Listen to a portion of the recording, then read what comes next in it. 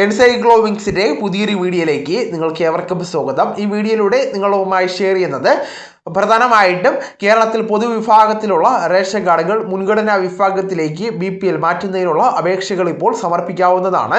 ഇതിന്റെ വിശദമായിട്ടുള്ള വിവരങ്ങളാണ് ഈ വീഡിയോയിലൂടെ ഷെയർ ചെയ്യുന്നത്.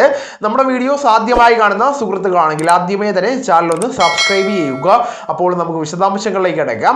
ഇതിന്റെ അവസാന തീയതി വരുന്നത് 2026 ഫെബ്രുവരി 13 വൈകുന്നേരം 5 മണി വരെ അപേക്ഷിക്കുവാൻ സമയമുണ്ടായിരിക്കുന്നതാണ്.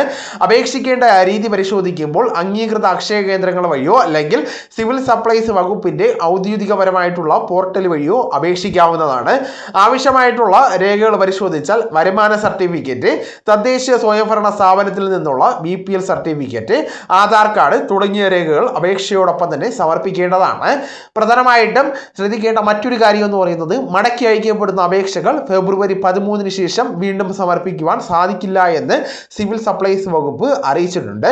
ഉൾപ്പെടുത്തൽ പരമായിട്ടുള്ള മാനദണ്ഡങ്ങൾ പരിശോധിച്ചാൽ വാർഷിക വരുമാനം നിശ്ചിത പരിധിയിൽ താഴെയുള്ള കുടുംബങ്ങൾ, സാധാരണയായിട്ട് 24,200 രൂപയിൽ താഴെയുള്ള കുടുംബങ്ങളെയാണ് ഈ വിഭാഗത്തിൽ പരിഗണിക്കുന്നത്.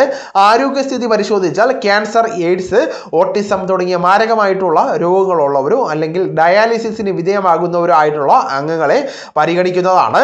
ശാരീരികമായിട്ടുള്ള വെല്ലുവിളികൾ പരിശോധിച്ചാൽ അംഗപരിമിതർ, അതോടൊപ്പം തന്നെ കിടപ്പിലായിട്ടുള്ള രോഗികൾ അല്ലെങ്കിൽ പരസഹായം കൂടാതെ ജീവിക്കാൻ കഴിയാത്തവരുള്ള കുടുംബങ്ങൾ മുതലായവർക്ക് അപേക്ഷിക്കാവുന്നതാണ്.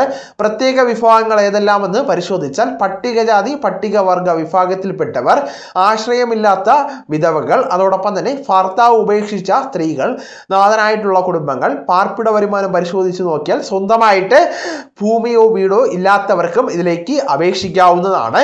ഒഴിവാക്കൽ മാനദണ്ഡങ്ങളിൽ അർഹതയില്ലാത്തവരുടെ കാര്യങ്ങൾ നാം പരിശോധിക്കുമ്പോൾ താഴെ പറയുന്ന ഏതെങ്കിലും കാര്യങ്ങൾ ഉണ്ടെങ്കിൽ ആ കുടുംബങ്ങൾ മുൻഗണനാ വിഭാഗത്തിൽ നിന്ന് ഒഴിവാക്കപ്പെടുന്നതാണ്. ഒന്നാമത്തെ കാര്യം, സർക്കാർ ജോലി ഉള്ളവരാണ്.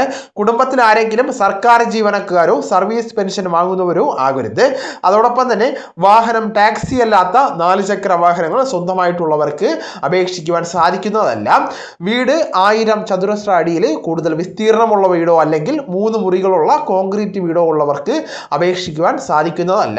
ഭൂമി പരിശോധിക്കുമ്പോൾ 1 ഏക്കറിൽ കൂടുതൽ ഭൂമി സ്വന്തമായിട്ടുള്ളവർക്ക്, പട്ടികവർഗക്കാർക്ക് ബാധകമല്ല, ഇവർക്ക് അപേക്ഷിക്കുവാൻ സാധിക്കുന്നതല്ല.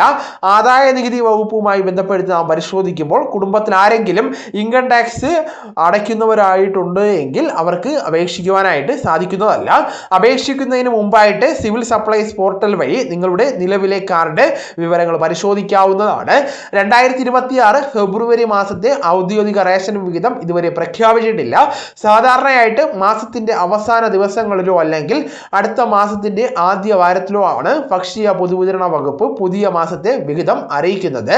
കഴിഞ്ഞ മാസത്തെ റേഷൻ വിതരണം തടസ്സമില്ലാതെ തന്നെ ഇതിനോടകം തന്നെ നടന്നു വരുന്നതാണ്. പ്രധാനമായിട്ടും 2026 കേരള ബഡ്ജറ്റിൽ ഭക്ഷ്യസുരക്ഷ ഉറപ്പാക്കുന്നതിനായിട്ട് 2333.64 കോടി രൂപ വകയിരുത്തിയിട്ടുണ്ട്.